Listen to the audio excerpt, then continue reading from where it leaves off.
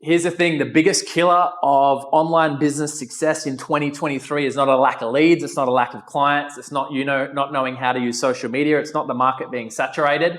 It is shiny object syndrome. What I mean by that is that there is 5 stages that you need to go through in order to be successful. So when you first start, if you think about when you first started your business, stage number 1 is uninformed optimism. So you start, you get mega hyped and excited. You're like, this is going to change my life, financial freedom, let's freaking go.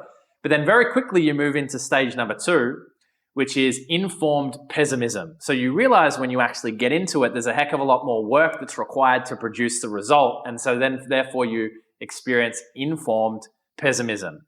Then what often usually happens shortly after that is you go into stage 3, which is what we call a crisis of meaning. This is where you start to doubt whether or not you have what it takes. You're wondering if you're actually on the right path and whether or not this is ever going to work with you. Maybe you're listening to this right now and you're within a crisis of meaning, or you've experienced one before. Now, here's what 99% of people do, and this is why 95% of business owners fail, in my opinion. They go through the crisis of meaning and then they go, okay, cool, I'm going to go do something new. And they either change businesses altogether or they change strategies. And they go, oh, maybe it's TikTok or LinkedIn or Facebook groups or paid ads is a thing, and they start something new. It's called a shiny object, which is shiny object syndrome. And then what happens is they start back at stage number 1, uninformed optimism. They think it's the best thing since sliced bread. And they're like, woohoo, this is going to change everything.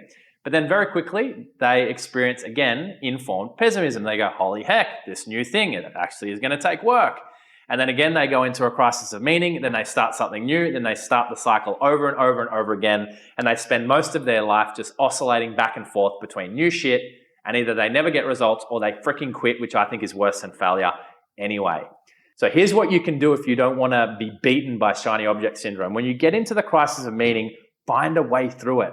Stick through it. Realize that the lessons that you're going to learn through that breaking season will become the blessings that you use to serve other people on the other side of it once you break through it. And so all of a sudden what happens is you find a new way to sell and you start enrolling more clients, or you make a tweak to your content and how you're communicating, and all of a sudden leads start coming through.